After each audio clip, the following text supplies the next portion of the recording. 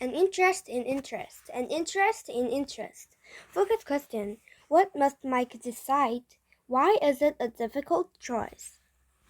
It was frigid outside, but Mike McCarthy didn't notice. He was so lost in thought that he walked nearly a mile before he looked up. When he did, he spotted a red cardinal, cardinal brightest against the snow. Business is forever, Mike told the bird. It was his new motto.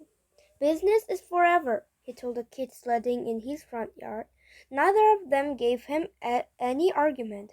Before Mike knew it, his feet had carried him to his friend Drax's imposing front door.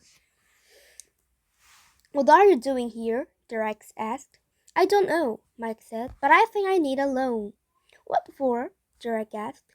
"Do you want to buy my remote control balloon shark?" "No," Mike said.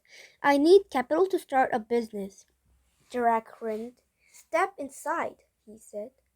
Mike and Drax talked terms for several hours, interspersed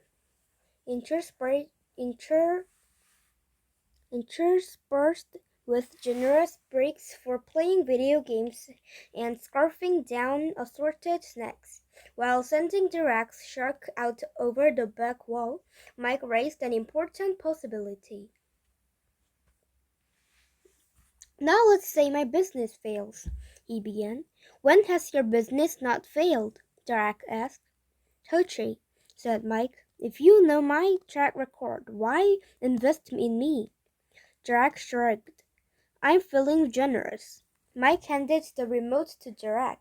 "When have you ever been generous?" Mike asked. "Tochi," said Drax. They couldn't see the neighbor's dog, but suddenly they heard the barking erupt beyond the wall. Drax grinned and piloted the shark back toward his bedroom window. "Tell you what, if your business fails, I could garnish your wages, and you could pay me back the way." "Garnished?" Mike asked, confused. "Like parsley?" Derek rolled his eyes. "Seriously, dude, can you talk business without thinking about food?" Answer: "No, you cannot." He handed the remote back to Mike, opened his bedroom window to let the shark float back inside, and continued talking over his shoulder. "I can't actually garnish your wages because you don't actually have wages. Your allowance is your only steady stream of income. If I garnish your allowance, I divert that stream." Mike pictured mounds of parsley floating down a river. "What the heck? I don't get it," he said. You get paid every Saturday, right? So instead, your parents hand off part of your allowance to me, and in effect, I've garnished your wages." Now Mike got the garnish part, at least. Drac would take part of his allowance before Mike could spend it, and in time would be paid back in full. "Where does the stream come in?" Mike asked. "Your money stream," Drac said. "It's like the steady money you can count on." Describing his allowance as a stream might be generous, Mike thought. At $2.5 a week, it was closer to a trickle. "And if my business does succeed, we share the profits. Whatever you make, I get half." Mike munched a corn chip reflectively. "Seems like a lot," he said. Drac shrugged. "I'm a reasonable guy. Make me an offer."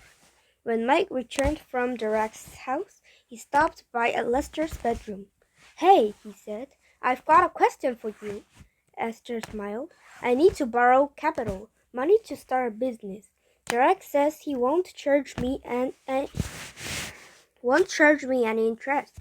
His terms seem generously, but I'm taking some time to consider them anyway." Mike felt rather pleased with himself. Often impetuous, he felt in this case that he had shown great restraint.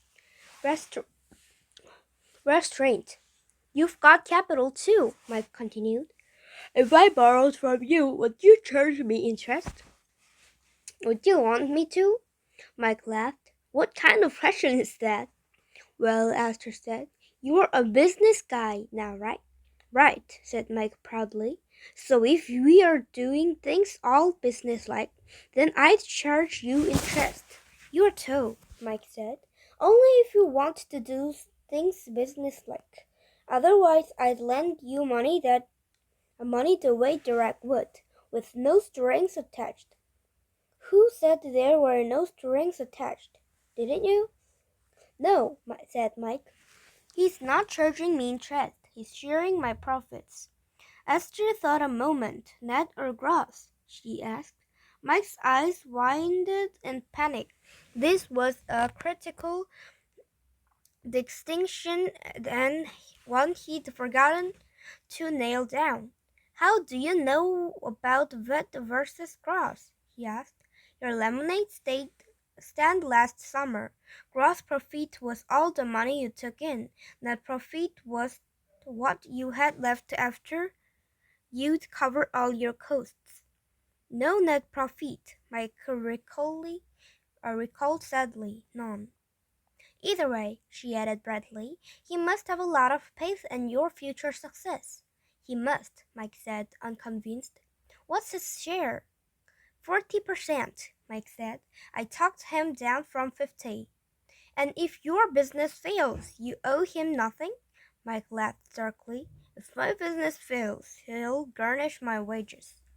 How does that work? Esther asked. If your business fails, you won't have any wages. Too true, Mike said.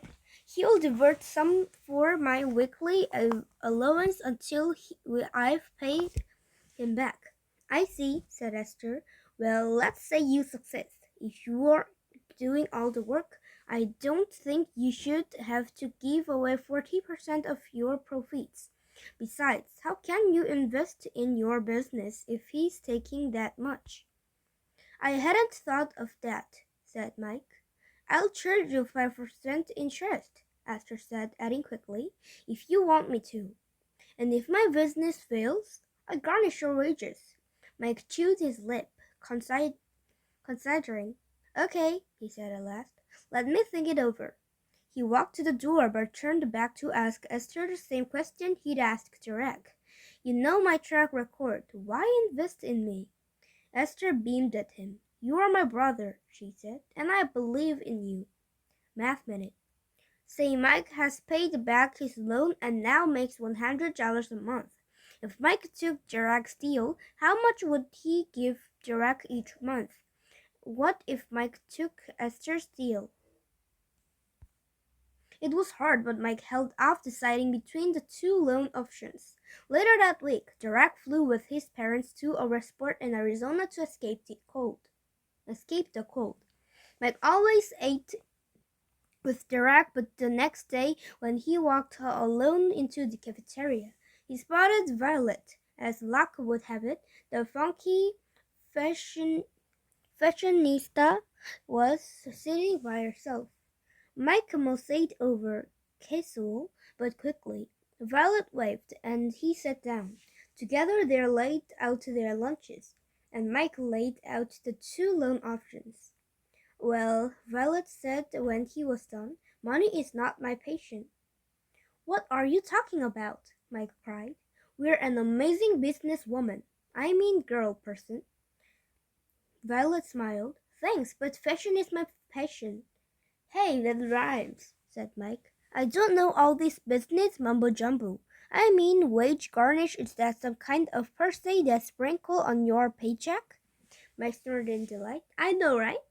But it seems to me that what you would have to look at isn't just who offers the better deal in the short run, but in the long run.